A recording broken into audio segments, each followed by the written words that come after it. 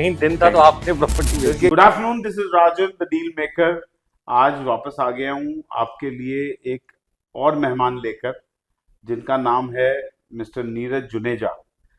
इनका YouTube channel आपने देखा होगा, they are called by the name of finance with Neeraj.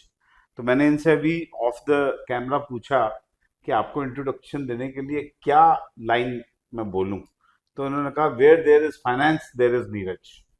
तो बड़ी ही सिंपल सी इंट्रोडक्शन है इनकी कि अगर आप इक्विटी में इन्वेस्ट करते हैं, रियल एस्टेट में इन्वेस्ट करते हैं, गोल्ड में इन्वेस्ट करते हैं, जहां पर भी फाइनेंस रिलेटेड आपके कोई भी क्वेरीज आ जाती हैं, वहां नीरज जी की एक्सपर्टीज अपने आप पूछ जाती है। वैसे he is a tax consultant and he does very good content on YouTube. He has 45,000 subscribers on YouTube और मैं चाहता हूं जल्दी से इनके सब्सक्राइबर्स जो हैं वो 100,000 हो जाए। Thank you sir. तो आज हम बात करेंगे रियल एस्टेट, इन्वेस्टमेंट, फाइनेंस के बारे में नीरज जी से। Welcome Neeraj ji, thank you welcome so to our much show. Sir for calling me on your channel. Thank you. It's pleasure sir. तो अब आप ये बताओ कि आप आए कहाँ से, मतलब how did you enter finance, शुरू कहाँ से हुई कहानी? नीरज के बारे में कुछ बताओ। सर नीरज एक सिंपल दिल्ली का लड़का था, है जो भी दिल्ली का ही है, और कॉमर्स ग्रेजुएट हूँ। Then I started my chartered accountancy, CA के एग्जाम दिए, इंटर्नशिप कर रहा था, सीए कंप्लीट नहीं हुई।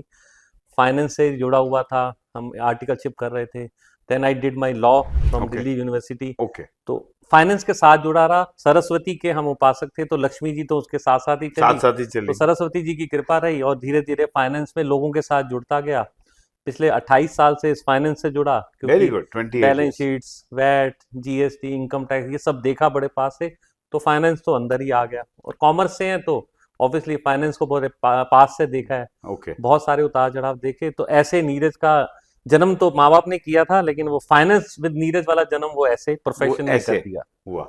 और सबसे मजेदार बात ये है कि मैं जितने भी हमारे गेस्ट्स आते हैं जिनसे हमारी बात होती है, मैं सबसे एक सवाल ये पूछता हूँ कि यूट्यूब पे कैसे पहुंच गया? ये जरूरत कब महसूस हुई आपको कि यूट्यूब पे जाए बगैर गुजारा नहीं है? सर मेरी क्लाइंट सर्कल तो बहुत बड़ा है, भगवान की कृपा है, लेकिन ऐसा लगा कि उनको कहीं ना कहीं ज्ञान तो सब जगह मिलता है, लोग मुझसे भी राय लेते हैं, क्योंकि उनका मैं फाइनेंशियल कंसल्टेंट हूँ, तो राय लेते हैं सर कहाँ इन्वेस्ट करें। तो ऐसे करते करते लॉकडाउन में हम फाइनेंस के ऊपर, जैसे हमें पेंशन की जरूरत पड़ी, एक वीडियो बनाया मैंने और मेरे बेटे ने मिलकर कि पेंशन की क्यों जरूरत है। क्योंकि जब हम देखते थे लॉकडाउन में गवर्नमेंट से सपोर्ट नहीं मिल रही थी, लेकिन इंडिया से बाहर गवर्नमेंट उनको सपोर्ट कर रही, तो पेंशन की बहुत ज्यादा जरूरत पड़ी। हमारे देश में आज भी पेंशन एक बहुत बड़ा मतलब इंपॉर्टेंट एक्सपेक्ट है कि हमें पेंशन नहीं मिलती। बुढ़ापा, लॉन्जेविटी बढ़ने से आपको पैसा तो चाहिए। पैसा अगर चाहिए। आपने उस बारे में नहीं सोचा तो आपको अब बुढ़ापा मुश्किल हो सकता है। तो ऐसे करके मैंने एक वीडियो बनाया, लोगों को बताया कि आप थोड़े से पैसे जोड़ें, क्योंकि लोगों के पास सर्वाइवल के लिए पैसे नहीं थे लॉकडाउन में। तो करेक्ट। वो उन चीजों ने मुझे इंस्पायर किया कि मैं लोगों को फाइनेंस की जानकारी दूं। अगर हम 1% लोगों की लाइफ में भी चेंज कर पाए तो शायद मेरा जीवन सफल हो जाएगा। जो मैंने फाइनेंस का ज्ञान इतने सालों में इतने लिया सालों में लिया। वो लोगों के काम आ पाए। सो और शायद मैंने भी कुछ गलतियां की हैं जो मैं लोगों को बता पाऊं। बच्चों की पढ़ाई के लिए पैसे को कब से जोड़ना चाहिए, बच्चों के भविष्य के लिए, अपने भविष्य के लिए। तो उन सारे एक्सपीरियंस को मैंने चैनल के सो माध्यम से। लाइक मेनी ऑफ अस, आप भी कोविड के यस, मैं भी टाइम पर यूट्यूब पे गए हो यूट्यूब पे गया सर, और अब आपको ये लगा कि भाई यूट्यूब के बगैर तो गुजारा ही गुजारा नहीं। ही नहीं तो जो भी इन्वेस्टमेंट मेरा सबसे पहला सवाल जो मैं नीरज जी से पूछूंगा वो इस बारे में होगा कि आप चाहे फाइनेंस में हैं, आप चाहे रियल एस्टेट में हैं, आप चाहे कुकिंग में हैं, आप चाहे मार्केटिंग में हैं, आप चाहे डिजाइनिंग में हैं, आप चाहे कपड़े डिजाइन करते हैं, चाहे आप जूते डिजाइन करते हैं, हर आदमी को मीडिया की जरूरत है। मीडिया की जरूरत। तो कितना इम्पोर्टेंट है आज की तारीख में, और कितनी स्पेस अवेलेबल है अभी बहुत। ऑन यूट्यूब या सोशल मीडिया पे? कितनी स्पेस लोगों के पास, क्या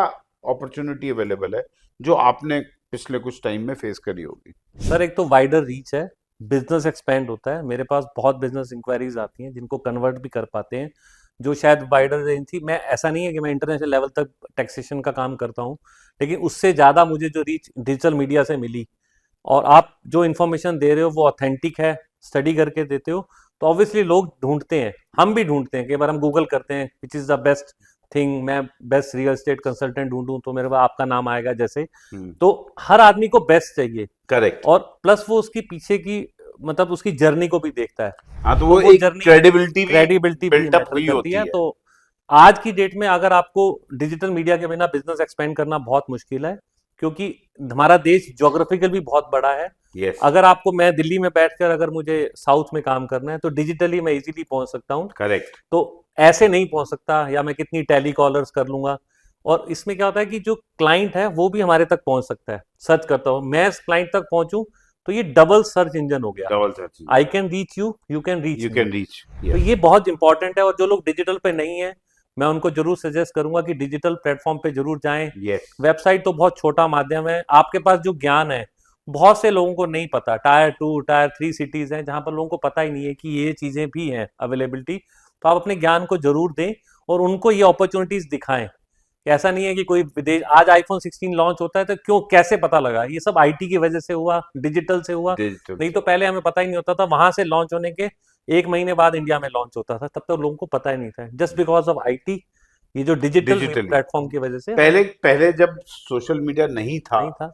तो आपस में तो सिर्फ जो इन्फॉर्मेशन पास ऑन होती थी, अगर कोई मान लो यूएस में रहता है तो यूएस से आएगा, बैठेगा, पूछेगा, साथ बात बताएगा। करेगा, तब बताएगा।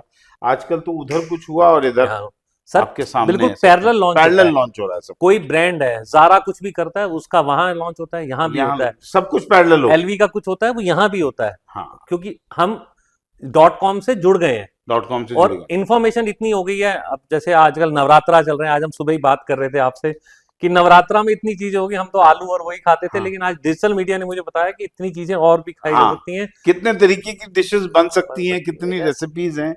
तो अगर उन सब में इम्पोर्टेंस है डिजिटल की, तो ऑब्वियसली इन्वेस्टमेंट और रियल एस्टेट में और कंटेंट में बहुत ज्यादा इम्पोर्टेंस है डिजिटल मीडिया की। और मेरे हिसाब से भी अभी बहुत स्पेस बाकी है। सर बहुत लोग हैं जिनको हम ये आप इंफॉर्मेशन चाहिए। हम आपके रियल एस्टेट में आते हैं।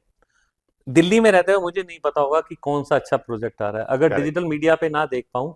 न्यूज़ में ऐसा कुछ आता नहीं, प्रिंट मीडिया हम पढ़ते नहीं, टाइम नहीं होता। डिजिटल मीडिया में आप जैसा कोई कंटेंट आता है, पता लगता है ये अपकमिंग प्रोजेक्ट है, मैं इन्वेस्ट करता हूँ और मैं उसका प्रॉफिट ले सकता हूँ। या मैं फोकस हो गया कि मुझे डायरेक्ट जाना है, इनसे मिलना है, इनसे और मिलना है, तो करेक्ट। वो फोकस हो गया मेरा, फिल्टर होके ऑलरेडी आता है। जो मेरे मतलब का है वो रील मुझे पहुंच जाएगी, मैं उसको देखूंगा, देन आई कैन, आपके माइंड से वो पढ़ता है उसको और आपको कंटेंट सजेस्ट और करता है। आपकी ऑडियंस की रीच ऐसी हो गई है आज से पहले। जब हम, मुझे अपना समय याद है कि जब हम रियल एस्टेट की बात करते थे तो नोएडा में दिल्ली से इन्वेस्टमेंट आती थी, गुड़गांव तक से नहीं आती थी। नहीं आती थी। ऐसा होता था, क्योंकि गुड़गांव के लिए वाले के लिए भी नोएडा बहुत दूर था, या नोएडा वाले के लिए गुड़गांव बहुत हाँ दूर था। बिल्कुल।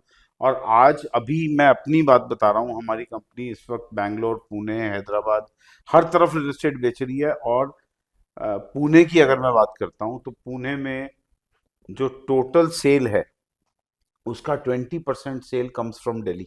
यस रीजन इज कि उनको रेजिडेंशियल में 4.5 से 5% की रिटर्न अवेलेबल है।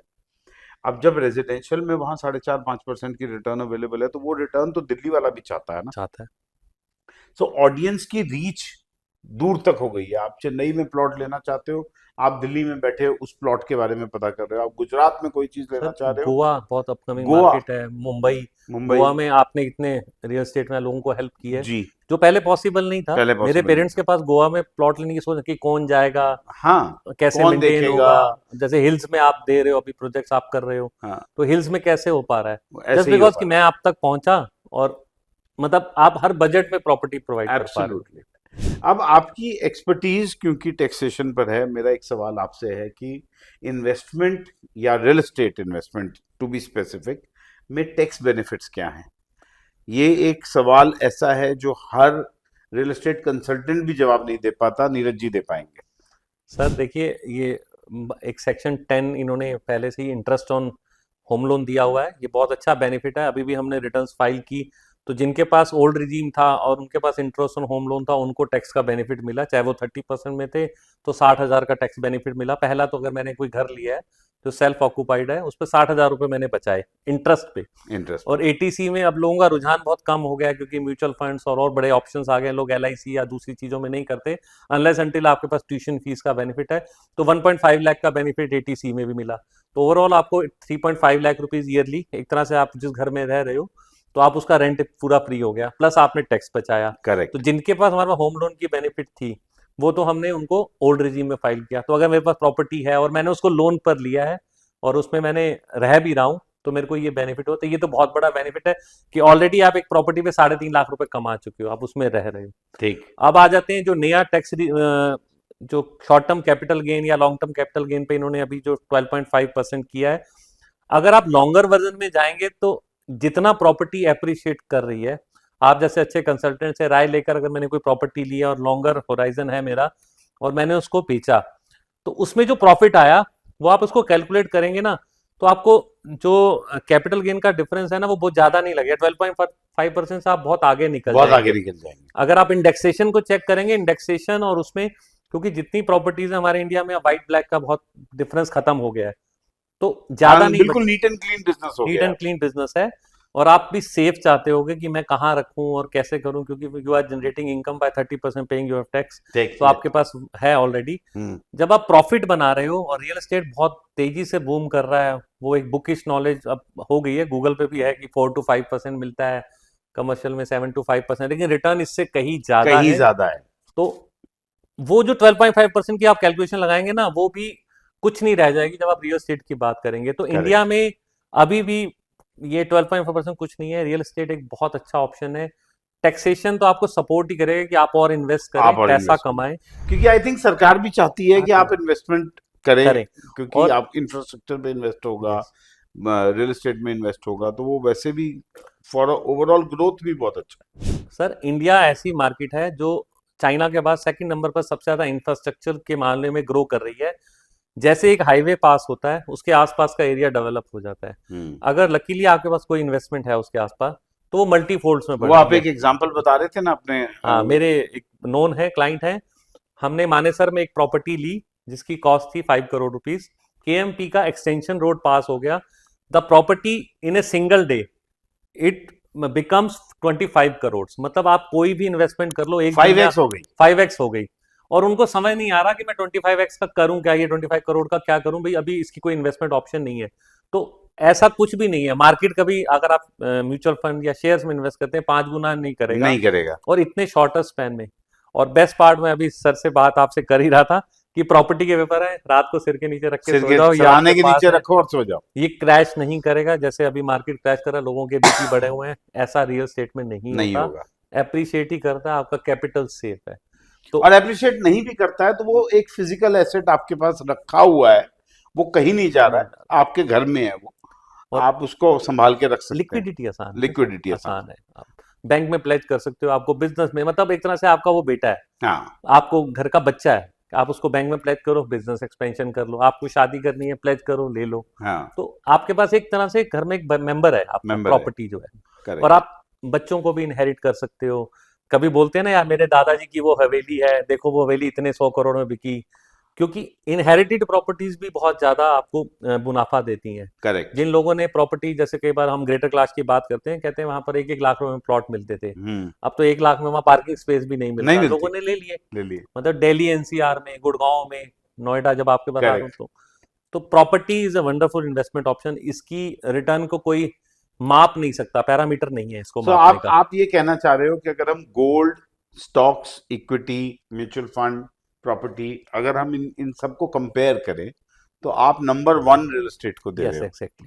और उसको देने का रीजन यही है कि वो एक टेंजिबल एसेट है, आपके पास है, वो फाइल आपके पास है, आपके सराहने के नीचे रखी हुई है, आप जब चाहें उसको कैश कर सकते हैं, बेचने की भी जरूरत नहीं है। बैंक में जाओगे, बैंक में जाके कागज रखोगे, उसके अगेंस्ट आपको पैसा मिल जाएगा, आप अपना काम कर लो, जो भी आपने काम करना है, बच्चे को पढ़ाना है, शादी करनी है, जो भी करनी है, and then you keep on paying in instalment. Yes, और शॉर्ट टर्म फाइनेंशियल नीड है, आप पे करके अपनी प्रॉपर्टी को छुड़वा भी सकते हो वापस, you can become the owner. और इवन जैसे हम कहते हैं कि गोल्ड में जब आप उसको प्लेज करते हो, you lose your that ownership, yes, but if you pledge property, you don't lose ownership, and the capital is rising. नहीं, and you still own, you are physically present on that property, it is pledged to the bank, but in case of gold shares, you lose the ownership.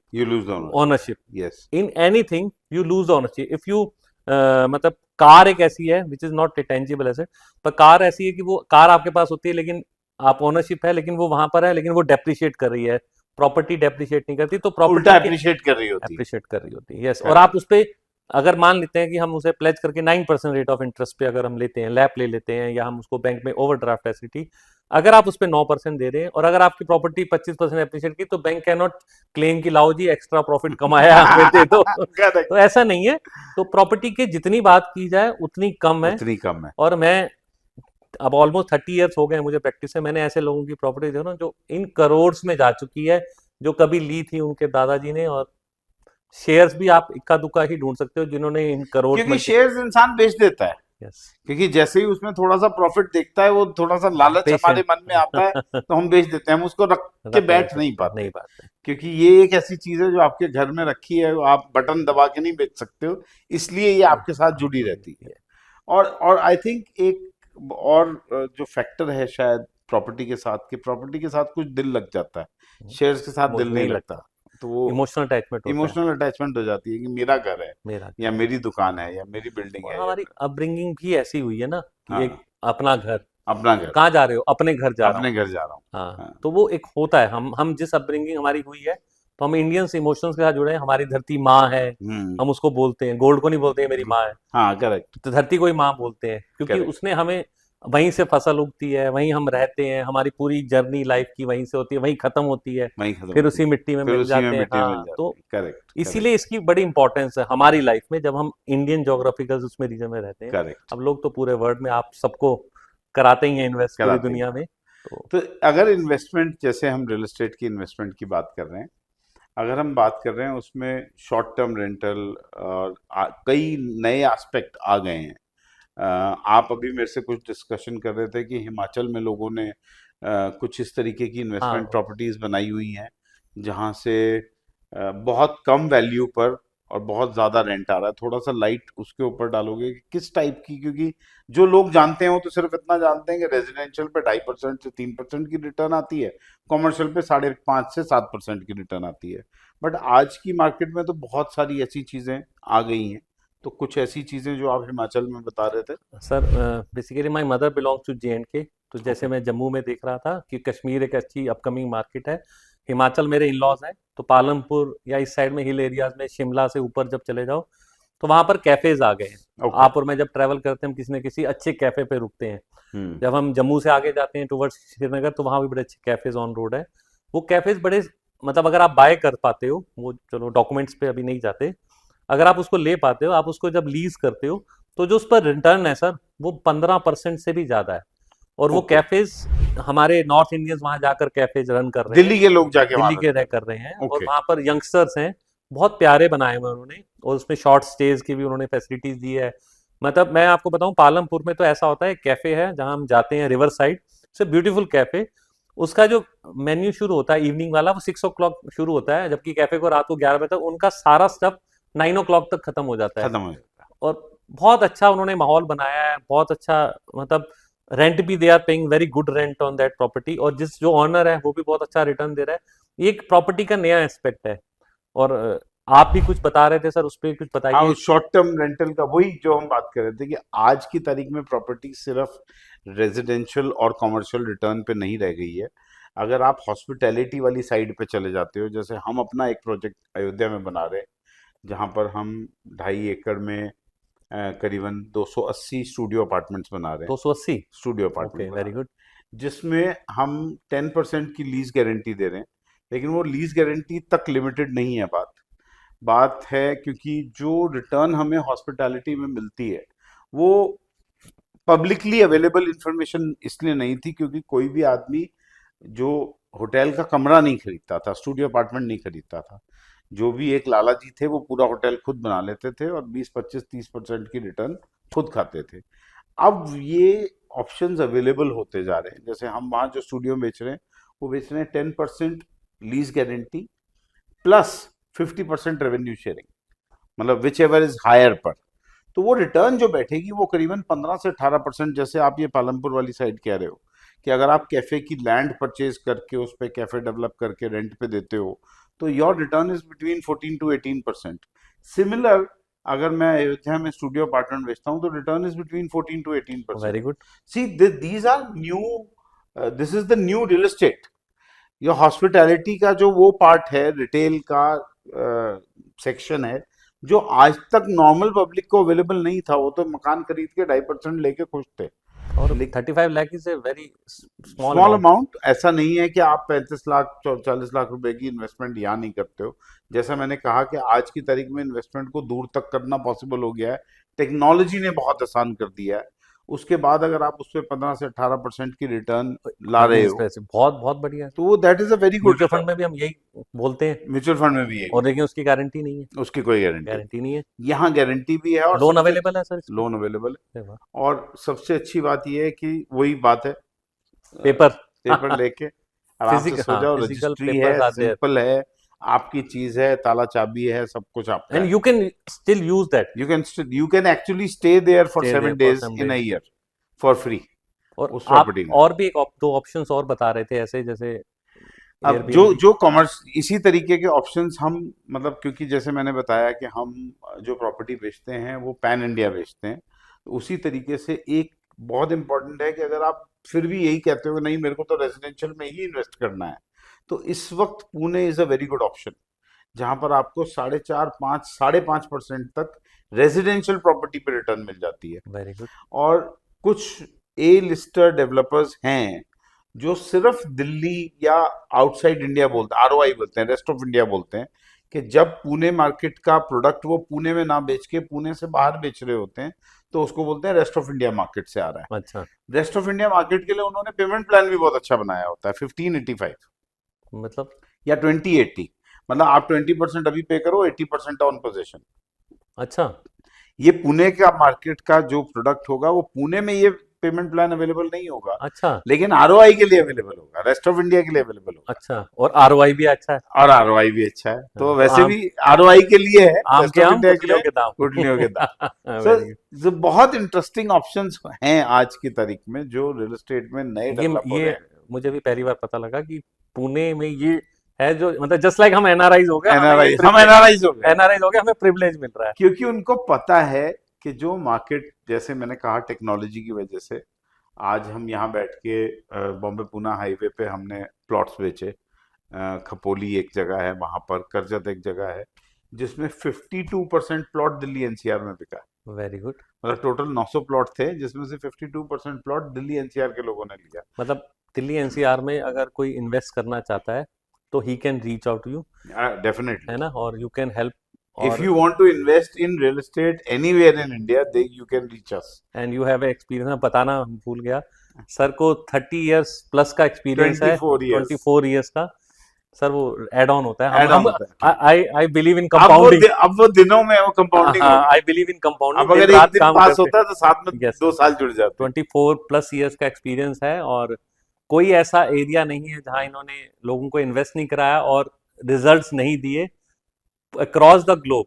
मतलब sir अभी story सुना रहे थे जब हम back stage थे, Melbourne की story सुना रहे थे, जी दुबई की बता रहे थे। जी। सर वो एक बार बताइए, आपका जो, मैंने आपसे सवाल पूछना चाहता था ऑडियंस के, कि वन ऑफ द जिस जहां स्ट्रीट मोस्ट पे, इंटरेस्टिंग हाँ, real most estate interesting transaction. हाँ, यस, ये शायद मैं स्टोरी पहले भी कई बार सुना चुका हूँ। आई वाज इन मेलबर्न, और मेलबर्न में मेरी जिस एरिया में हम थे वो that was the north part of Melbourne. Glenroy, Broadmeadows एक 2 सबर्ब हैं, वहां पर थे हम। तो एज एन एजेंट आपको, जब आप किसी के साथ काम करते हो ऑनर रिटेनर, जॉब नहीं होती वो, it is kind of a retainer, it is a full fledged professional job, but you are not paid a salary, you are paid a commission. तो एक तो पहली बात यह है कि मैंने कभी सैलरी पे काम नहीं किया, मैंने हमेशा कमीशन पे काम किया।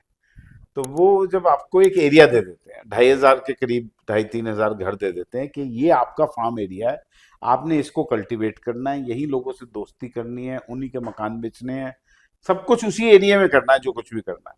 तो उस 2,500 में से सिर्फ 26 मकान, ऑजवे स्ट्रीट नाम की जगह थी, ब्रॉड मेडोज सबब, 3047 पोस्ट कोड था। उस 26 मकान की एक जो लेन थी, उस लेन में मेरे पास ऐसा कोई मकान नहीं बचा था जो मैंने ना बेचा हो। 2 साल में मैंने वेरी गुड। एक एक करके वो सारे हर मकान मैंने बेचा हुआ था। तो लोकली वहां पर उसको लोग, वहां पे मेरे को आरजे बुलाया करते थे, तो लोकली लोग मेरे को वहां बोलते थे this should be known as RJ street, क्योंकि मैं कभी भी अपने एरिया में जाता था, मैं उधर से होता हुआ जाता था। मेरा एक पर्सनल वो था। बेबी था ना वो हाँ, आपका वो एकदम। मेरे, क्योंकि इतना बिजनेस कर लिया था, ये अट्रैक्शन थी कि अगर मैंने सबब की दूसरी साइड भी जाना है तो उधर से होते हुए जाना है, कि क्योंकि कोई भी मिलेगा उसको हेलो कर देंगे। वो एक रिलेशनशिप बन गया था वहां लोगों से। तो वहां एक आंटी थी 75-80 ईयर्स की बैक देन। उनके घर के सामने वाले मकान का ऑक्शन हो रही थी, और मेरे जो बॉस थे वो ऑक्शन कर रहे थे, नाम नहीं लूंगा। और जब उन्होंने ऑक्शन करी, तो इसने मेरे को ऐसे करके मारा कि this guy is not going to do auction for my house, hmm. You will do auction for my house, क्योंकि तेरी आवाज बड़ी तगड़ी है। हम्म। क्योंकि मेरे बॉस की आवाज थोड़ी वो पिक्यूलियर पतली सी आपकी थी। आवाज अभी भी बहुत अच्छी है। जी। तो उसने फिर ये बोला कि मैं तो, अगर मेरे मरने के बाद मेरा मकान बिका, तो हो सकता है मैं आज किसी विल में लिख जाऊं कि मेरा मकान राजन बेचेगा और कोई नहीं बेचेगा। बट इवेंचुअली वो हमने उनके रहते रहते बेच दिया था मकान, उस फैमिली ने डिसाइड किया। तो दैट इज अ वो एक ऐसी सिचुएशन है कि जिसको मैं याद रखता हूँ। Wonderful sir. मेरी बेटी हुई थी उन्हीं उसी पीरियड में वहीं पर। तो इस आंटी के पास शायद जितने टॉयज थे, सॉफ्ट टॉयज, वो भी 20 साल 30 साल पुराने, वो उन्होंने इकट्ठे करके मेरे को दिए थे। वंडरफुल। तो मतलब याद रहता है वो। This kind of relationship you build with your clients, yes. है और ना? ये हमारा बिजनेस ही रिलेशनशिप का बिजनेस है। जब इस पे रिलेशनशिप आपकी इस टाइप से हो जाती है, तो फिर आपको बिजनेस ढूंढने जाने की जरूरत नहीं होती, बिजनेस अपने आप चल के घर तक आता है। तो if you want to invest in property तो Rajan ji is the best choice. और आप देखते हैं कि लोग देखो अपने मरने के बाद विल करके जाना चाहते हैं कि मेरी प्रॉपर्टी की जो भी ये होगा, ट्रांजैक्शन होगी। हाँ, वो सर से कराएंगे। तो this is the relationship he builds with his client, not clients, वो इनकी फैमिली ही होती फैमिली ही है। हो जाती है, तो ये दोस्त ही बन इनका जाते हैं। जॉली नेचर है, और जो शायद ये क्लीन उसको जो अपनी ट्रांजैक्शन है उसको रखते होंगे, जिस वजह से वो ट्रस्ट करते हैं। क्योंकि ये बता रहे थे कि वहाँ बहुत टफ होता है किसी भी कंसल्टेंट को हायर करना, क्योंकि वो हमें मतलब एज ए कंसल्टेंट उनके साथ हाँ, अपने दे आप को आर एंगेज एक्चुअली करना। Appointed, it is an interview. Interview तो इंडिया भाई, में नहीं है कि आई कैन हाँ, कॉल यू और सर यू वांट प्रॉपर्टी और वो आया और डील हो नो गई। नो नो, इट मीन वहां पर सोचो तो ये कितने मतलब पड़ाव निकाल के आपने निकाल के आप उस स्टेज पे पहुंचते हो कि दैट्स आपको वंडरफुल कोई सर। अपना मकान और ये बता वही बेचने के लिए। ट्रस्ट को इंडिया लाए, फिर दुबई जाने के बाद फिर इंडिया लाए, और ये यहाँ पर बहुत अच्छा कर रहे हैं। और अगर आप चाहते हैं तो यू हम डिस्क्रिप्शन में इनकी डिटेल्स दे देंगे, you can reach him. Definitely. और सर एक और मन में ख्याल आता है, देखो हम किसी को जब जब मैं भी प्रोफेशनल हूँ, किसी को कुछ ओपिनियन देता हूँ, जब उसके रिजल्ट्स आते हैं तो कई बार अपनी बीट थपथपाने का दिल करता है, तो कई बार जी। लोग अप्रिशिएट करते हैं। क्योंकि क्या होता है, as a teacher, as a मतलब एंटरप्रेन्योर, तो हमारा मन करता है कि यार लोग हमारे बारे में टेस्टिमोनियल दें। करेक्ट तो करेक्ट। आप एक मेरे को स्टोरी सुना रहे थे कि क्लाइंट का आपने बहुत अच्छा वो रिटर्न, तो आप कह रहे हैं कि एंड नंबर रिटर्न ऑफ तो कई स्टोरीज। हैं, मेरी वीडियोस अभी पिछले कई बार कुछ 2020-21 की ऐसा है। होता है जिसमें लगता है कि यार देखो मेरी राय ने उसको, देखो हमने तो अपनी ब्रोकरेज ली और साइड हो गए, लेकिन एक्चुअली रिटर्न तो उस क्लाइंट उन का आया क्लाइंट को जो मिलती ऑनर का आया है। जिसकी एब्सोल्युटली। इन्वेस्टमेंट थी। तो एब्सोल्युटली। कुछ ऐसा कोई किस्सा बताइए कि आपने कोई राय दी सर, और ये ही मेड मनी। पिछले 3-4 साल में कई बार ऐसे हुआ है। और जब 4 साल पहले हमने यमुना एक्सप्रेस वे बेचना शुरू किया था, उस टाइम पर लोग, जब हमारी बात होती थी, एक दिन में 100-150 कॉल्स आती थी यमुना एक्सप्रेस वे के प्लॉट के लिए। तो उस 150 में से आई थिंक कोई एक या दो ही निकलते थे जो मानते थे कि भाई प्रोबेबिलिटी है वो। प्रोबेबिलिटी है वो, जो इस बात को एग्री करते थे कि ये एरिया बढ़ेगा। बाकी 148 लोग नहीं नहीं मानते थे, मानते ये भी थे, यस सच्चाई है। सच्चाई है। तो जिन लोगों ने माना, वो हमारी बात समझ के, हमारी बात को सुनकर उसको, मतलब सिर्फ उन्होंने कोई हवा में नहीं पैसे लगाए। मुझे याद है, एक क्लाइंट के साथ मैंने उनको 66 लाख में एक 300 स्क्वायर मीटर का प्लॉट बेचा था। और 1 साल बाद वो प्लॉट हमने 1.5 करोड़ रुपए का बेच के उनको 500 एक साल मीटर। बाद? 1 साल बाद। 1 साल मतलब बाद मोर देन हमने, 2 times? More than 2 times. So हमने 1 साल बाद उनको 30 लाख रुपए और उनके इन्वेस्ट करवा के उनको एक 500 मीटर का प्लॉट दिलवा दिया था, जो कि आज अगेन 3.5 करोड़ का हो गया है। अच्छा। हाँ। तो टेक्निकली स्पीकिंग उनके 96 लैक्स आज से आज 3.5 करोड़ हो गया, साढ़े पौने तीन चार करोड़ करोड़ हो गया, पौने 4 करोड़ हो गए। अप्रोक्सीमेटली 4x हो गया इन a period of 3 to 4 years। अब ऐसा नहीं है कि ये जो सिचुएशन है ये सदा ही रहेगी, ये टाइमिंग्स हैं। उस टाइमिंग पे किसी अच्छे कंसल्टेंट की बात को समझना समझना। सुनना बहुत जरूरी है। ऐसे इन्वेस्टमेंट, नॉर्मल रेगुलर इन्वेस्टमेंट पे जो जो बात आप कह रहे थे कि अगर आप गूगल पे जाके देखते हो what is the return on real estate, return will come, वहां लिखा हुआ वहां आएगा लिखा हुआ है 5%, 5% है, 6%, हाँ 7% रिटर्न आएगी। लेकिन अगर आपको ये जो गैप आता है, अगर उस गैप को आपको सच्ची में कमाना है, तो वो उस टाइम आप कमा सकते हो जब आप किसी कंसल्टेंट की, जिसने रिसर्च अपनी अच्छी कर यस रखी हो कि इस एरिया में पैसे लगाना आज बहुत अच्छा है, क्योंकि यहाँ अगले 2 से 3 साल में ये फैक्टर्स हैं। हाँ। एयरपोर्ट आ रहा है, कोई जैसे केएमपी आपने बोला कि आपके क्लाइंट ने 5 करोड़ की अभी प्रॉपर्टी वो ली, रैपिड मेट्रो आ रही रैपिड है, मेट्रो आ रही है, तो अगर कोई विजनरी हो और हाँ आपसे गाइडेंस ले, ले तो वो वो समझ रिटर्न तो जाए। वो फिर मल्टीफोल्ड वहां है, वहां रिटर्न्स आपको 5%, 7%, 8% नहीं बहुत आती, पीनट है वो तो। वो तो सर साढ़े पीनट बारह है, परसेंट तो टैक्स दे देंगे हम। टैक्स दे देंगे। यस तो फिर वो तो वहां 2x, 3x, 4x, yes 5x हो जाती है रिटर्न, वहां रिटर्न का कोई परसेंटेज में मतलब नहीं रह जाता। रियल एस्टेट ऐसी चीज है जिसमें टाइमिंग बहुत इंपॉर्टेंट है। यस भाई आप शेयर्स में, इक्विटी में बहुत सारी न्यूज़ उस पर्टिकुलर कंपनी के बारे में, उसकी ऑर्डर बुक क्या है, उसके बाकी की डिटेल्स क्या हैं, वो सब पढ़ लेते हो।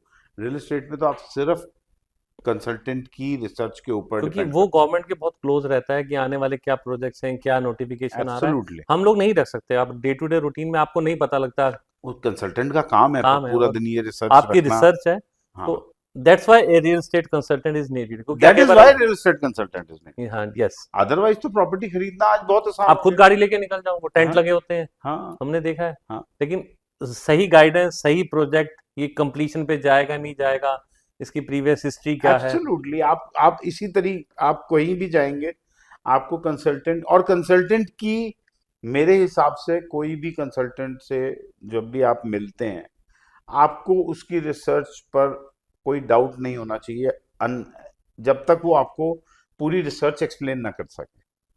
अगर कोई आदमी अपनी रिसर्च एक्सप्लेन कर सकता है तो ही वो कंसल्टेंट है। अगर वो सिर्फ इसलिए बेच रहा है कि उसको बेचना है, that is different. That is different. तो रिसर्च एक्सप्लेन करना, उस रिसर्च को, और वो उसमें ये टेक्नोलॉजी बहुत काम आ जाती काम है। आ जाती क्योंकि आज यूट्यूब पे अगर हमारी वीडियोस, आपकी वीडियोस, मेरी वीडियोस हैं, अवेलेबल हैं, और या हम वो कंटेंट बनाते चले जाएंगे सालों साल तक, तो ऑब्वियसली वो एक क्रेडिबिलिटी है, क्रिएट क्रेडिबिलिटी करेगा। क्रिएट करेगा। और ये अब जो टेस्टिमोनियल्स आपने दिए, ये भी बहुत मैटर करते हैं। बिल्कुल, अगर आप कोई सर्जरी कराते हैं तो आप सर्जन का पहले देखते हैं कि इसका, इसने पहले ऐसी सर्जरीज की है कि एब्सोल्युटली, नहीं की। अब मैं इसको जोड़ना चाह रहा था, बात करते हुए दिमाग में आया कि अगर मुझे रिश्ता करना है कोई, और एक अनजान शहर में करना है, प्रॉपर्टी भी वैसा ही है, एक रिश्ता करना है अनजान शहर में, तो हम कोई ढूंढते हैं कोई लोकल कनेक्ट है कि नहीं, जो हाँ, उस फैमिली के बारे में इसकी बैकग्राउंड चेक कर सके। करेक्ट, बिल्कुल ठीक कह रहे ये हैं। कंसल्टेंट भी वैसा ही होता है जो हमारा कहता रिश्ता है करवाने की ये तरह रिश्ता करवाने के लिए, क्योंकि वो आपका एक जन्म जन्मांतर का रिश्ता जोड़ रहा है। मैंने एक प्रॉपर्टी ली, मेरे बच्चों ने इनहेरिट की, फिर उससे आगे की, तो ये रिश्ता क्या जुड़ा, जैसे शादी होती है, नेक्स्ट जनरेशन है, तो आप भी वैसा ही रोल प्ले करते हैं है। करेक्ट, कि आपके लिए अच्छा रिश्ता लाएं। और आप बहुत बार मना भी करते हैं, यार मत करो, हाँ, आई वुड सजेस्ट, लेकिन लोग जिद करते हैं, करते हैं, फिर वो लॉस खाते हैं। इसीलिए आपका भी रिस्पॉन्सिबिलिटी हो कि आपने रिसर्च कर रखी है, भाई मैं इसकी फैमिली जानता हूँ, करेक्ट, मैं इसके चाचा को जानता हूँ, मैं इसके मामा को जानता हूँ, ये लड़का अच्छा है, कर हाँ, लो, आंख बंद करके इन्वेस्ट हाँ, कर दो। तो आपका भी काम बिल्कुल वैसा ही है जो हमारे पुराने टाइम से चला आ रहा है, बिल्कुल, रिश्ता जोड़ने वाला, रिश्ता जोड़ने वाला, और दुआएं मिलती हैं, बिल्कुल, है ना, बिल्कुल और मिलती है, दुआओं के लिए जिंदा है। और उन दुआओं के लिए जिंदा है, बिल्कुल ठीक है। कमीशन तो बहुत छोटा पार्ट है, बहुत वो छोटा तो पार्ट। बहुत छोटा सर वो पार्ट है, तो देखो, कमीशन तो एक पार्ट ऐसा है कि ब्रेड अगर एंड बटर, आपने, ब्रेड बिल्कुल एंड बिल्कुल। बटर है वो, तो कमाना हाँ तो मेरा है ही, कमाने प्रोफेशन है। के लिए तो आप आए ही हो, तो वो आप तो कमाओगे मुझे ही। यही समझ आया कि मैं अपना दिमाग लगाने की बजाय आप जैसे जो मतलब एक्सपीरियंस लोग हैं उनसे जरूर मिलकर उनका एक्सपीरियंस का फायदा उठाऊं, क्योंकि आप नोएडा में भी पिछले बहुत लंबे समय से हैं, 21 साल से हम यहाँ। 21 साल से, तो आपने इस नोएडा को बनते देखा है, हाँ, डेवलप होते देखा है, तो आप, नोएडा को उस स्टेज पे देखा है जब नोएडा में लोग कहते थे कि यहाँ शाम को 5 बजे के नहीं बाद सर मैं भी नहीं, नोएडा से हाँ, कोई, मतलब 10,000 रुपये कैश लेके जाने के लिए नहीं भी जाता था। नहीं करता था, तब से नोएडा में और अब है। ये सेफेस्ट सिटी है, और देखिए और एयरपोर्ट आ रहा है, दुनिया का हाँ, कितना बड़ा एयरपोर्ट आ रहा है पूरे। तो आज मेरे ख्याल से कल या परसों के न्यूज़पेपर में था कि नोएडा, ग्रेटर नोएडा, यमुना एक्सप्रेसवे का जो रीजन है, ये इंडिया में one of the best growing regions में से होने वाला है। तो और ये एयरपोर्ट कोई छोटी मोटी चीज़ नहीं है, ये बहुत बड़ी, बहुत बड़ी एक्टिविटी है, बहुत बड़ा इवेंट है ये, जो हमारी लाइफ टाइम में लकीली ये हो रहा है। हम देख पा रहे हैं। हम देख पा रहे हैं इसको, उसके साथ जुड़ी हुई बहुत इकोनॉमिक एक्टिविटी है, जो मैं पिछले 3-4 साल से वीडियो पे बार बार बोल रहा हूँ कि यू कांट गो रॉन्ग। जैसे अभी हम डिस्कस कर रहे थे, तो real estate is only cheap the day you buy it. Yes मैं तो ये बोलता हूँ रियल एस्टेट उसी दिन सस्ता है जिस दिन आपने खरीद लिया, पंजाबी कहते हैं जिस दिन लेता उसी दिन सस्ता है, उसी दिन उनमें सस्ता सस्ता है, बस। हाँ। क्योंकि उस अगर आपने नहीं लिया तो रियल एस्टेट महंगा है। हाँ, हमारे बॉस बोलते थे कि अगर आपने एक प्रॉपर्टी बेची, मान लेते हैं एक्स अमाउंट 5 लाख रुपए, 1 करोड़ या 5 करोड़ की, आप रजिस्ट्री कराकर आप रजिस्टर ऑफिस से वापस पहुंचिए, वो प्रॉपर्टी आपको महंगी मिल जाएगी। हाँ, मतलब आपने पीठ करी, वो प्रॉपर्टी आपके लिए बढ़ गई, बढ़ गई। It is out of your reach. Yes, तो ये प्रॉपर्टी ये ऐसी है। प्रॉपर्टी ऐसी चीज है। और एक चीज और बताना चाहूंगा कि प्रॉपर्टी एक ऐसी चीज है जिसे आप कहते हैं ना, आप बहुत बड़ी एसेट बेस बना सकते हैं। इंडिया में सबसे बड़ा जो एसेट बेस है वो राजीव सिंह जी का है, 1 लाख डीएलएफ, चौबीस डीएलएफ का डीएलएफ के जो प्रमोटर है। प्रमोटर है, 1,24,450 करोड़। वो सर बता रहे थे, सर बताइए कि वो कोई उन्होंने इतने की प्रॉपर्टी नहीं खरीदी है, कितने में वो, मतलब भाई वो प्रॉपर्टी आज 1,24,000 करोड़ की प्लस बोली जा रेंटल रही जो है, आ रहा है वो प्लस तो जो उसको अलग रेंटल आ चीज रहा है, है वो वो तो अलग लीज चीज से है। तो आ रहा है। आप डीएलएफ तक ना भी जाएं, आप अपने शहर में भी कोई ना कोई आपको ऐसा 1, 2, 3, 4 लोग ऐसे मिल जाएंगे जिन्होंने पीनट्स में बहुत ली होगी। छोटे अमाउंट से कंसोलिडेट करके रियल एस्टेट का पोर्टफोलियो बिल्ड किया, और आज वो 500 करोड़ या 1,000 करोड़ या दो यस, हजार करोड़ का पोर्टफोलियो बन गया, और उससे रेंट आ रहा है। हाँ, क्योंकि मतलब रेंट अगर आज हम कैलकुलेट करते हैं, आज हम कोई चीज खरीदेंगे 1 करोड़ रुपए की, हम उस पर 7% की रिटर्न कैलकुलेट करते हैं, लेकिन हम ये भूल जाते हैं कि वो 1 करोड़ की चीज अगले 5 साल में कितने की हो जाएगी। हम्म, जब वो चीज 4 करोड़ की हो जाएगी, तब रेंटल और इसका रिलेशनशिप आपस में खत्म हो जाता है। खत्म हो जाता है। तो आपको वो चीज ट्रेड करके, वो आप बेच के आपने क्या खरीदा, और उसके बाद वो राजीव जी या कोई भी ऐसा बड़ा इन्वेस्टर है, इन लोगों ने क्या क्या बीच में खरीदा, क्या क्या बेचा, कैसे इन लोगों ने पोर्टफोलियो बिल्ड किया, वो it was not a easy task. हाँ, ये और इन्होंने फैक्ट है। कोई इतने लाख करोड़ इन्वेस्ट नहीं किए, ये तो इनका ये तो रियल एस्टेट बन में गया, यहाँ बन गया। तो बन गया। तो ये आप भी बन सकते हैं, आप चाहते हैं आपका सपना 1,000 करोड़ का इंसान बनना, तो बिजनेस और ये सब चीजें ट्रेडिशनल चीजें हैं, लेकिन प्रॉपर्टी आपको ऐसा बना सकती है। अरालियाज हैं, नोएडा में बहुत प्रॉपर्टीज हैं जो, सर आप नोएडा को देखिए, नोएडा पिछले साल, 1.5 साल पहले, 2023 मार्च की मैं बात कर रहा हूँ, 8 से 9 हजार रुपए पर स्क्वायर फीट पे ट्रेड कर रहा था, आज 18 से 20 हजार रुपए पर स्क्वायर बताओ, फीट पे ट्रेड कर रहा और जबकि ओवरऑल इंडस्ट जो है वर्ल्ड मार्केट है, डाउन है। डाउन है। और आप ये समझिए, सबसे इंपॉर्टेंट बात यह है कि इस वक्त भी नोएडा में कोई सप्लाई नहीं है, there is no supply at all. आप एक प्रोजेक्ट आज ले आओ, वो 48 घंटे में रेजिडेंशियल प्रोजेक्ट बिक जाएगा, ओह, बचेगा नहीं कुछ। With in 48 hours the project will be actually sold, ये कंडीशन ये है। कंडीशन है। सर उसका रीजन है shares in the share market, equity in the equity market can be created मोर। एक ये प्रॉपर्टी रियल नहीं कर, एस्टेट तो क्रिएट ही नहीं हो सकता ना। हाँ, कितना ऊपर एक चला प्रोजेक्ट बनाने के लिए आपको 5 साल चाहिए, तो 5 साल चाहिए। हम्म, अगर कंपनी में शेयर बढ़ाने हैं तो आपके पास पहुंच गए, टैक्सेशन या सीए के हाँ, पास ये पहुंचे, आप ऑथराइज 10,000 कैपिटल बढ़ा, शेयर की जगह 1 लाख शेयर कर दो ऑथराइज और कैपिटल बढ़ा दो, बिल्कुल ठीक है। कैपिटल बढ़ा दो। अब वो वाला सिस्टम ही खत्म हो गया ना, एक्स्ट्रा फ्लोर डाल दो, गवर्नमेंट साफ कर वो भी देती है। खत्म हो गया, अब खत्म हो वो भी गया। खत्म हो गया। तो सर ये तो हुई इसकी बात। आप कुछ अगर नोएडा में किसी को इन्वेस्ट करना है, जी, एग्जांपल नोएडा से शुरू करते हैं, कम बजट का पहले बताइए कि मेरा बजट कम है, जो एक स्टार्टर है, जैसे आप, कम बजट की डेफिनेशन ही खत्म हो हाँ, गई। कम बजट की, मतलब एक इन्वेस्टर को आपने मोटिवेट किया कि मुझे इन्वेस्ट करना है और वो नोएडा आना चाहता है, जो पहला इन्वेस्टमेंट कर रहा है, उसके पास घर है, तो उसके लिए कौन सा प्रोजेक्ट है आपके पास? सी, अगर आप नोएडा में इन्वेस्ट करना चाहते हो, तो आपको आज की तारीख में मिनिमम 1 करोड़ की रेंज से स्टार्ट करना ठीक पड़ेगा। है। और 1 करोड़ की रेंज में आपके पास सिर्फ कॉमर्शियल प्रोजेक्ट्स मिलेंगे इन सेक्टर 140। यहाँ पर आपको इॉन का प्रोजेक्ट मिल जाएगा, भूटानी का प्रोजेक्ट मिल जाएगा, आपको साइबरथम है भूटानी का, और जीवाई जीवाई है, केरासा है। तो सिर्फ आप उस रेंज में अगर आप रहते हो, तो आपको सिर्फ कॉमर्शियल प्रोजेक्ट में ही आप इन्वेस्ट कर पाओगे, which is a very good investment. ये जो एरिया है, ये जैसे आपने साइबर हब देखा गुड़गांव में, ये एरिया बिल्कुल वैसे ही डेवलप होने जा रहा है। It is going to be cyber park, और अप्रिशिएट भी करेगा और फ्यूचर में। अप्रिशिएट भी करेगा। मिनिमम 25 एकड़ का एक प्रोजेक्ट है यहाँ पर। जो प्रोजेक्ट्स हैं, तो बेसिकली ये 200-300 एकड़ लैंड है पूरी, जिनमें अलग अलग टाइप के अलग अलग इन्वेस्टमेंट ऑप्शंस अवेलेबल हैं। अगर आप रेजिडेंशियल में इन्वेस्टमेंट की बात करते हो तो वो नोएडा ना होके I think it is better कि हम जेवर की साइड चले, जेवर की तरफ चले। क्योंकि वहां आप एंट्री लेवल पे 9,000 10,000 रुपए स्क्वायर फीट में 2-3 प्रोजेक्ट्स ऐसे हैं जिन पे आप इन्वेस्ट कर पाएंगे, क्योंकि 20,000 पर स्क्वायर फीट पे सुपर लग्जरी पे मुझे इन्वेस्टमेंट नहीं समझ में आती। वो 100% ऐसी प्रॉपर्टी है जिसमें आप रह सकते हैं। सैचुरेट हो चुकी है। सैचुरेट की भी बात नहीं है, वो रहने के लिए प्रॉपर्टी है। आप 20,000 रुपए पर स्क्वायर फीट हाँ, में अभी हम बात इन्वेस्टमेंट कर रहे हैं करके, इन्वेस्टमेंट हम की। इन्वेस्टमेंट की बात कर रहे हैं तो इन्वेस्टमेंट अगर आपके पास 10 करोड़ है भी तो उसको डिवाइड करने में फायदा है। आप उसको एक ही जगह एक ही अपार्टमेंट में लगा के बैठोगे तो वो भी ठीक नहीं है। उससे अच्छा है आप मल्टीपल चीजों में इन्वेस्ट कर लो। सो वो करने के लिए मतलब आपको 8-8 हजार की अगर इन्वेस्टमेंट करनी है तो 3 जगह कर लो। 3 जगह कर लो। अगर if you have budget of 24,000 rupees, If you have 24,000 rupees, you would invest 8,000 somewhere, 8,000 8,000 somewhere, 8,000 कोई somewhere. कोई 10 दे जाएगा, कोई 12 हो जाएगा, कोई 16। आपका वो all eggs in one basket वाली बात नहीं, भी बात भी नहीं नहीं रहेगी। रहेगी। आप कम से कम आप डिफरेंट पोर्टफोलियो में इन्वेस्ट कर और पाओगे। अगर मेरा बजट ज्यादा है हम्म, और मैं रेगुलर इन्वेस्टर हूँ और मैं अभी तक गुड़गांव इन्वेस्ट कर रहा हूँ या दूसरी तरफ कर रहा हूँ, सोनीपत कर रहा हूँ, अभी तक नोएडा की तरफ नहीं देखा। मैं फिर भी यही बोलूंगा कि आप अपने पोर्टफोलियो को डिवाइड डिवाइड करके करो। अपने कोई लग्जरी अपार्टमेंट्स आ रहे हैं।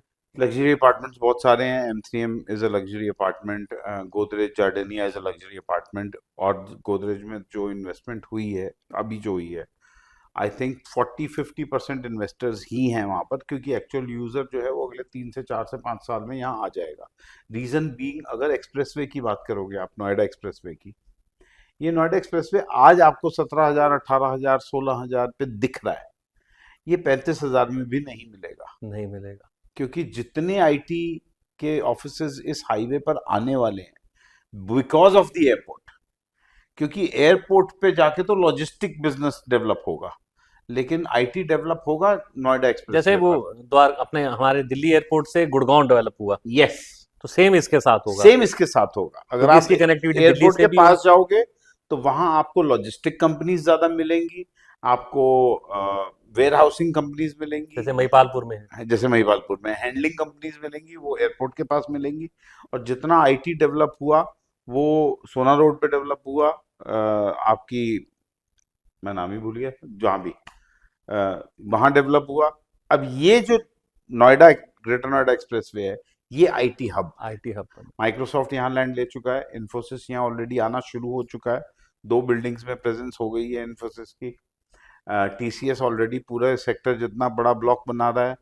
तो जब ये इतनी बड़ी लोग यहाँ आ जाएंगे जिनकी सैलरीज इन मल्टीपल लैक्स, मल्टीपल करोड़ है, तो प्राइसिंग कोई बात ही नहीं रह जाएगी ना। 25,000 30,000 रुपए पर कुछ स्क्वायर नहीं फीट का जाएगा। मकान कोई चीज रह ही नहीं जाएगी। और अगर आप ओन करते हैं प्रॉपर्टी तो आप आराम से मतलब टेनेंसी का मतलब हाँ, बेनिफिट उठा सकते हैं वो ना। बेनिफिट आपको तभी मिलेगा जब आज आप खरीद आज लो। आप खरीदोगे फिर वही बात है कि 25,000 30,000 पे जाके खरीदोगे तो कहोगे 2% 2% का रिटर्न। हाँ, वो रिटर्न एक्चुअल में 2% का नहीं होता, वो रिटर्न 4% 4.5% का है, अगर आप सही टाइम पे इन्वेस्ट करोगे तो। That is more important. और आप एक प्रोजेक्ट बता रहे थे अयोध्या का। अयोध्या बहुत अच्छी सिटी है, अयोध्या के बारे में बताइए, इन्वेस्टमेंट ऑप्शन क्या है। सी वी, जब हमने अपने बजट में, अपनी लिमिट्स में प्रोजेक्ट्स ढूंढने शुरू किए कि हम कहाँ प्रोजेक्ट कर सकते हैं, तो Delhi NCR was first favourite, लेकिन नज़र आ गया कि हम यहाँ पर अभी इस बजट में तो कोई चीज़ लेजिटिमेट कोई चीज़ नहीं बना पाएंगे। So we wanted to create a decent property. So what we are doing is, हमने 2.5 एकड़ लैंड ली है वहाँ पर, जिसमें हम 280 स्टूडियो अपार्टमेंट बना रहे हैं with club, swimming pool, which will be operated like a resort. और उसका स्टूडियो हम 35 लाख रुपीस का बेच रहे हैं, और वो एज इट इज फॉर्मूला हम हर रिलीजियस लोकेशन पर कॉपी पेस्ट करेंगे। ओके। सो पहला इज अयोध्या, 35 लाख रुपीस का स्टूडियो, 10% की lease guarantee plus, not plus, और 50% of revenue sharing whichever is higher. और ये सेम फॉर्मूला हम वृंदावन या किसी भी और रिलीजियस जगह पर उसको कॉपी पेस्ट करेंगे आने वाले टाइम में। तो आपसे जुड़े रहने में ही फायदा है। बिल्कुल कि हम जुड़े रहने में फायदा, हम धर्म से भी जुड़े रहेंगे, धर्म जमीन से भी जुड़े हाँ, रहेंगे जमीन से भी और आपके एक्सपीरियंस से भी जुड़े रहेंगे। बिल्कुल, क्योंकि बिल्कुल। अगर मैं एक्सपीरियंस की बात करूं तो मुझे उतना एक्सपीरियंस नहीं हो पाएगा जितना एक्सपीरियंस आप प्रॉपर्टी में ऑलरेडी कर सके। जैसे मतलब आप मुझे अपने प्रोफेशन में जितना एक्सपीरियंस है, आपको अपने प्रोफेशन में, तो मैं आपके साथ जुड़ता हूँ, तो अल्टीमेटली वो एक्सपीरियंस मेरे पास भी आ जाता है। हाँ देखो, मैंने हमारा ये पॉडकास्ट करने का जो रियल एस्टेट की बीकेसी है, इसका पीछे सबसे बड़ा कारण ये है कि अगर वैसे मैं नीरज जी को फोन करता हाँ, और उनसे मैं कहता कि मुझे आपसे कुछ ज्ञान चाहिए, ध्यान चाहिए। फेस टू फेस, और वो ज्ञान मैं लोगों को भी बांटना चाहता हूँ, तो वो मेरे से बात ही नहीं करते। वो कहते मेरे पास टाइम ही नहीं। अब और ये सेम विद इतने बड़े रियल्टर के पास मैं आकर बोलता, तो तो आपके मैं बात कहता किए मेरे बिना पास टाइम नहीं। टाइम नहीं है। तो सबसे अच्छा है कि हम आपस में एक बोला, दूसरे का जो जो नॉलेज है वो ऑडियंस के लिए अवेलेबल कर दी हमने। मैं आपसे मिल लिया, आप मेरे से मिल और लिए, मैंने भी आज हमारा बहुत चीजें आपसे सीखी। देखो सबसे इम्पोर्टेंट है कि हमारे लिए जो ये बात कही जाती है, जितने भी लोग सेल्स में हैं, मार्केटिंग में हैं, that your network is your net worth. Yes, so ये जो पॉडकास्ट है, इसके पीछे एक रीजन अपना नेटवर्क बनाना बनाना भी है है। भी है। क्योंकि अगर हम इंडिया में जगह जगह पर जाके दोस्ती करके उनके साथ पॉडकास्ट करेंगे, तो एक तो शेयरिंग हो जाएगी, नॉलेज शेयरिंग हो नॉलेज जाएगी। शेयरिंग, वो नॉलेज हम एज इट इज ट्रांसफर भी कर पाएंगे अपनी लोगों को, ऑडियंस को, जो अपनी लोग हम पे ट्रस्ट करते जो हैं। लोग हमारे पे ट्रस्ट करते हैं। आपकी ऑडियंस भी मुझे देखेगी, मेरी ऑडियंस भी आपको जी, देखेगी। और सबसे बड़ी बात है कि आप सोचो ना कि जब हम ये 2 साल बाद 50, 100, 150, 200 लोगों का इंटरव्यू कर चुके होंगे, यस, तो हमारा नेटवर्क क्या होगा। क्या होगा। 200 या 150 इंटरव्यू करने के लिए हमने 800 लोगों से तो बात करी बात होगी की ना, होगी, बिल्कुल, इंट्रोडक्शन तो 800 के 800 से हुआ होगा। बिल्कुल। तो वो नेटवर्क की वैल्यू ही कुछ और होगी। सर फिल्टर होकर आता है, जैसे कंसल्टेंट बहुत हैं जिनको एक्सपीरियंस भी होगा, लेकिन जितना वास्ट एक्सपीरियंस आपको है, आपने हर क्लाइमेट, हर जोग्राफिकल एरिया में काम किया हुआ है, यू नो बेस्ट कैसे निकालना है। मैंने एक आपको शेयर कर लेता हूँ। आपने बोला ना हर क्लाइमेट में, मेरे से किसी ने एक इंटरव्यू में पूछा था, फोन टेलीफोनिक इंटरव्यू था, कि tell me something very interesting about your journey in real estate. मैंने कहा I have sold a real estate at every minute of the clock.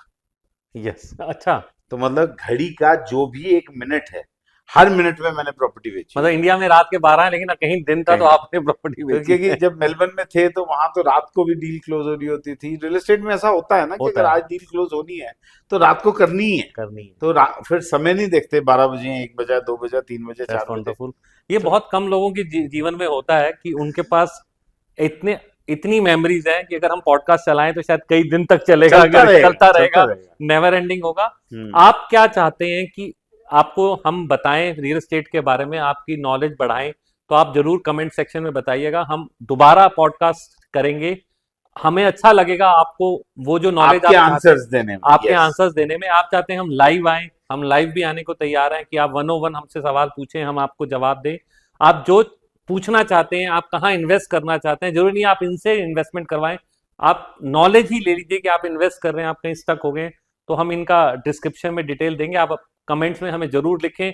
बहुत खुशी होगी हमें आपको जवाब देने में और अपने एक्सपीरियंस शेयर करने में। और ऐसा नहीं होता, ऑडियंस से भी बहुत कुछ सीखने को मिलता है। बिल्कुल मिलता है। बिल्कुल। और उनके हम सवालों से ही सब कुछ सब पैदा कुछ होता मिलता है। होता है, और हम ऑडियंस आपकी से, वजह से ही हैं। यस, आप नहीं हमारी वजह से, हम आपकी वजह से हैं, हम यही कहना चाहते हैं। यस, जो भी हम आज बने हैं वो सब आप लोगों के प्यार और आपके जो आपने एक्सपीरियंस हमें दिए, उसी से हम उससे आगे बने, बने हैं। बिल्कुल इनके सवालों से ही बने। बने हैं। सर अब अगले सवाल पे आते हैं। अब मैंने इन्वेस्ट कर दिया, आपने मेरे को एक विजन भी दे दिया कि हाँ जी, अब जब मुझे इसको, जब हम शेयर या उसमें करते हैं, जब कोई मार्केट डिप होती है तो वो सेलिंग बाइंग करता है, आप कैसे हेल्प करते हैं कि सर देखिए अब ये मार्केट का, इस प्रॉपर्टी का ये टॉप आ चुका है, इसको यहाँ से निकाल कर उसमें कर दीजिए। ये एक टाइमिंग, नया जो सेक्शन है, उसमें आप एक तरह से फैमिली का मेंबर ऐड हो जाते हैं, तो आप एक तरह से उसके ब्रोकर नहीं रहते, ब्रोकर से बहुत ऊपर उठ के आप उसका फैमिली पार्ट है कि सब ये प्रॉपर्टी बढ़ गई, अब आप इसको यहाँ से निकाल कर दूसरी जगह इन्वेस्ट कर दीजिए, यहाँ ज्यादा प्रॉफिट। तो उसमें करेक्ट। आप कैसे करते हैं? आपने एक नया वर्टिकल अब ये शुरू किया है। टाइमिंग जो है ये बहुत इंपॉर्टेंट है। मैंने अभी पहले भी बोला कि रियल एस्टेट में या किसी भी इन्वेस्टमेंट में फॉर दैट मैटर, टाइमिंग बहुत इंपॉर्टेंट होती है। आपको वो टाइमिंग बताएगा कौन? आप तो घर पर बैठे हो। आपने अगर कोई प्रॉपर्टी खरीदी थी आज से 6 महीने पहले, साल पहले, बहुत कम लोग हैं जो उस पर्टिकुलर प्रॉपर्टी के बारे में रियल टाइम इंफॉर्मेशन रखते हैं। आपकी इतनी बड़ी टीम है, इन्वेस्टर यू नहीं हैव अ रख टीम पाता। Of how many 100 people? People. 100 people, yes. So अगर हम उस इंफॉर्मेशन को रखते हैं, हमें वो पता है, हमारी वो एक्सपर्टीज है कि आज हमें ये प्रॉपर्टी यहाँ से बेच देनी चाहिए क्योंकि पीक आ गया है। यस, वही पूछना था। जैसे मैं एक एग्जांपल देता हूँ कि जब यमुना एक्सप्रेसवे पर खरीदने का समय था तब मैंने खरीदने के लिए चीख चीख के लोगों को बोला, 40 लाख, 45 लाख, 50 लाख, 55 लाख, 60 लाख, 65 लाख, 1 करोड़, 1 करोड़ 10 लाख तक मैं लोगों को बहुत मोटिवेट करता था कि I am very bullish, I am very bullish. आप मेरी वीडियोस देखोगे। लेकिन over a period of time जब हम ये 1.25 करोड़ 2 करोड़ के पॉइंट पर आए, जब 300 मीटर का प्लॉट वहां हो गया, मेरी एक भी वीडियो नहीं है उस पीरियड में जब मैं ये कह रहा हूं कि आप यहाँ प्रॉपर्टी खरीदो, क्योंकि उस दिन मुझे ये पता था कि आज जो प्रॉपर्टी आप 2 करोड़ रुपए की खरीद रहे हो, ये अगले 2 साल बाद भी आपको 2 करोड़ की मिल सकती है। Timing is very then important. तब आप स्विचिंग कराते हो। तब हम स्विच करवाएंगे कि भाई अगर आज आप यहां से बेच के खपोली में 60 लाख रुपए का प्लॉट खरीदोगे तो वो 60 लाख का प्लॉट दोबारा से 2 करोड़ का हो जाएगा 2 साल में। या अयोध्या में ले लें, या या पूना अयोध्या में में ले ले लें, लें, या या आप पुणे उस में ले लें, या पुणे में ले, आप उस अमाउंट को 2 जगह डिवाइड उस कर जगह दो, गोवा में ले उसको लो। डिवाइड कर लें, गोवा में ले लो। हाँ, तो वो इट मेक सेंस। एक कमी शायद रियल एस्टेट इन्वेस्टर की, एक कमी मैं मानता हूं कि रियल एस्टेट इन्वेस्टर की, वो लेजी हो जाता है। वो सोचता है कि जो ब्रोकर है वो अपनी कमीशन के लिए मुझे बेचने को कह रहा है। नहीं, नहीं, जो कंसल्टेंट है, जो रियल कंसल्टेंट है, मैं कहता हूं ब्रोकर भी है, यस उसके अंदर एक लालच है कि ट्रांजैक्शन दोबारा हुई तो मुझे पैसा सर मिलेगा। वो तो दूसरी ट्रांजैक्शन में मिलती है। मिलता ही है, लेकिन शेयर्स की करो उसमें उसमें भी मिलती है, मिलता है, आप कोई भी स्विचिंग करो उसमें मिलती है। मिलता ही मिलता है। लेकिन फैक्ट ये है कि जो कंसल्टेंट है वो एक्चुअल में आपको राय इसलिए दे रहा होता है क्योंकि उसे ये पता होता है कि अब ये सैचुरेटेड पॉइंट आ गया है, अगले 3 साल ये ऐसे ही रहने वाला है। अगर मैं ये पैसा यहाँ से उठा के किसी और जगह लगा देता हूँ तो वो दोबारा से 2x 3x 4x हो जाएगा। उस वक्त कंसल्टेंट को गलत समझना ठीक नहीं है, क्योंकि कंसल्टेंट ने ब्रोकरेज तो लेनी है, वो तो उसका हक है, लेकिन वो एक्चुअल में आपके लिए कह रहा है यस, कि ये जो आपके 60 लाख 2 करोड़ बने हैं, इसको वापस से ब्रेक करो, इसके 60-60 लाख के 3 टुकड़े करो, और चाहे कोई अयोध्या में लगा दो, एक टुकड़ा वृंदावन में लगा दो, पूना में। एक टुकड़ा पुणे में लगा दो, एक टुकड़ा खपोली में लगा दो, एक टुकड़ा नोएडा में इस जगह पे लगा दो, तो वो उससे पोर्टफोलियो बनता है। अगर आप उसी प्रॉपर्टी को लेके बैठे रहे तो वो 2 करोड़ की 5 करोड़ हो जाएगी अगले 10 साल लेकिन में। वो 10 हो सकती थी अगर। हो सकती थी। अब आपने समझा कि हम ज्यादातर म्यूचुअल फंड में पोर्टफोलियो की बात करते हैं, शेयर्स में, पर क्या प्रॉपर्टी में पोर्टफोलियो बनाया जा सकता है? कितना अच्छा लगे आप घर पे आपके इंडिया का मैप लगा और आप उस पे पिन्स लगा रहे हैं क्योंकि मेरी सर की प्रॉपर्टी गाइडेंस है, यहाँ यहाँ पर प्रॉपर्टी है, यहाँ पर प्रॉपर्टी है, और आपके बच्चे जा रहे हैं, आज बेटा किस शहर में हो या बेटी किस शहर में हो, वो उसकी चाबी ले लो, केयर टेकर है। पुराने जमाने में होता था बेटा हमारा कश्मीर में डाक बंगला है, वहां रह लेना, इंडस्ट्रीज के पास होता था, लेकिन आम आदमी भी उसको ले सकता है अगर आपके पास ऐसा विजनरी करेक्ट। कंसल्टेंट होगा। तो सर मैं आपकी बात में ऐड करना चाहूंगा कमीशन वाली बात पर। कमीशन नहीं लेना चाहते, बेसिकली हम प्रोफेशनल्स हैं। हम क्या चाहते हैं कि जब हमारा क्लाइंट या हमारा जो जिनके साथ हमारा रिलेशन जुड़ा है, अगर वो ग्रो करेगा तो हमें रेफरेंस देगा। It is a business of reference and trust. जब ये किसी का पोर्टफोलियो 8 से 10 करोड़ करते हैं तो वो खुश होता है, यार आपको अपने दोस्त को बताता है। जब आप मूवीज को ही देख ले, कोई अच्छी मूवी देखी, आपने बोला तूने वो मूवी देखी है, नहीं देखी, जा करा देख के आ, मोबाइल लिया, यार आई एम यूजिंग दिस। जब आप उसका फोलियो बनाते हैं, ऐसे अच्छे कंसल्टेंट आपका फोलियो बनाते हैं, अच्छा, तो आप कहते हैं काम कर, कुछ मत कर, आंख बंद कर, गाड़ी स्टार्ट कर, उनके ऑफिस पहुंच जा भूटानी में और उनसे जाके मिल, वो अपने आप सब संभाल लेंगे। हम उस रेफरेंस के लिए काम करते हैं करेक्ट। बेसिकली। हम उसके लिए काम नहीं करते कि मुझे 2% कमीशन मिलेगा। और आप एक बात बताइए, एक ही चीज को कितनी बार पका लोगे, है ना? हमें आपसे वो रेफरेंस चाहिए और आपके चेहरे पर वो खुशी चाहिए, वो दुआएं चाहिए जो आप मुझे रेफर करोगे, जिससे मेरा बिजनेस जिससे एक्सपेंड बिजनेस करेगा। ग्रो होगा। यस, तो अ- आप जो रेफर करते हैं ना, हमारा बिजनेस उससे ग्रो होता है, और जब तक आप ग्रो नहीं करोगे हम ग्रो नहीं कर पाएंगे। नहीं कर और पाए। कहीं ना कहीं मैं मानता हूं कि हमने आपका नमक खाया क्योंकि हमने आपसे इंसेंटिव लिया हुआ है, तो कहीं ना कहीं उसको अदा करने के लिए जो इन्होंने 100 लोगों की टीम रखी है जिसने जो रिसर्च किया है, तो आप उस रिसर्च पेपर को यूज तो करो। करेक्ट। वो आपके लिए रिसर्च करवाया गया है। वो रिसर्च तो, लोगों के लिए करवाई तो गई। ये मत सोचिए कि हम लोग अपने कमीशन के लिए, ऐसा नहीं है। हम आपकी ग्रोथ में अपनी ग्रोथ ढूंढते हैं, करेक्ट। तभी आज इतने साल का तजुर्बा लेकर, इतने लोगों की टीम लेकर ये बैठे हैं, क्योंकि ये आपको ग्रो करना चाहते हैं, और ये आप ग्रो करेंगे तो ये भी ग्रो सब करेंगे। ग्रो करेंगे। एब्सोल्युटली। वंडरफुल सर, बहुत बढ़िया। आपने अभी बोला ना जो कि पहले इंडस्ट्रियलिस्ट लोग ऐसा हाँ किया बोलते थे, करते थे उनके होते थे। कि मेरा कश्मीर में बंगला है, हाँ वहां चले कैलकाटा में जाओ, है, हर कैलकाटा हिल में पड़ा स्टेशन है। पे होता था। आज आप एक्चुअल में आर्म्स लेंथ पर रियल एस्टेट रखना चाहिए, ये हमारी पुरानी सोच थी। लोग कहते थे कि जितनी आपकी ये आर्म की लेंथ है ना, अच्छा। अपना रियल एस्टेट यहीं तक रखना, क्योंकि उसकी टेक केयर करनी पड़ेगी। हम्म। आज लेकिन आप ये भी समझना बहुत जरूरी है कि टेक्नोलॉजी का जमाना है। यस। आज आपका अगर कोई अपार्टमेंट बॉम्बे में है, तो वो सब आपके फोन पर उसकी पूरी डिटेल्स अवेलेबल हैं, आपकी रजिस्ट्री फोन पर है। अगर आपने वहां पर कोई कैमरास लगा रखे हैं तो वो आपके फोन पर हैं। अगर आप उसको एयरबीएनबी पर या शॉर्ट टर्म रेंटल पे ऑपरेट कर रहे हैं, तो उसकी सारी इनकम आपके फोन पर है। तो वो पुराना नोशन जो था कि मेरी जो प्रॉपर्टी है वो मेरे आर्म्स लेंथ पे होनी चाहिए, वो खत्म हो गया है। अगर सिर्फ उन बातों को सुनकर हम बैठे रहेंगे तो फिर कभी ग्रोथ नहीं हो सकती। टाइम के अकॉर्डिंग आप तो टाइम इतने के अकॉर्डिंग इतने सेलिब्रिटीज के साथ भी काम कर चुके हैं जो दुबई में इन्वेस्ट कर रखा है, वो कोई फिजिकली थोड़ा जाते हैं, फिजिकली दे कोई ओन नहीं जाता, प्रॉपर्टी। आजकल सब पूरी कुछ फोन दुनिया पर में है। प्रॉपर्टीज है, आपने तो किया हुआ है ये काम। और ऐसा नहीं है कि वो सिर्फ उन्हीं के लिए है, आपके लिए भी सबके अवेलेबल लिए है। है। आज की तारीख में पोर्टफोलियो बनाना कोई बहुत बड़ी बहुत बात बड़ी नहीं बात है। नहीं है। सोच होनी चाहिए कि मेरे को और एक पोर्टफोलियो आप बनाना जैसा एक अच्छा है और साथ एक में अच्छा कंसल्टेंट होना कंसल्टेंट चाहिए। होना चाहिए। तो सर आपने अभी एयरबीएनबी की बात की, उसमें आरओआई की बात कर रहे थे, उस पर थोड़ा सा बताएं मैं एयरबीएनबी। शॉर्ट टर्म रेंटल, जो कि एक बहुत बड़ी मार्केट इंडिया के लिए होने वाली है और अभी भी हो रही है। अगर आप शॉर्ट टर्म रेंटल्स को देखोगे, शॉर्ट टर्म रेंटल में आप कोई भी प्रॉपर्टी, कोई भी अपार्टमेंट जो भी खरीदते हो, वो सबसे इम्पोर्टेंट चीज ये है कि आज की तारीख में वो जो अपार्टमेंट है उसको शॉर्ट टर्म पे चलाना लीगल है। तो आप होम स्टे का लाइसेंस लेते हो पहले। जब आप होम स्टे का लाइसेंस ले लेते हो तो उसके बाद अगर आप किसी अपार्टमेंट बिल्डिंग में हो, वहां की आरडब्ल्यूए भी आपको मना नहीं कर सकती, क्योंकि आपने होम स्टे का लाइसेंस लिया हुआ है।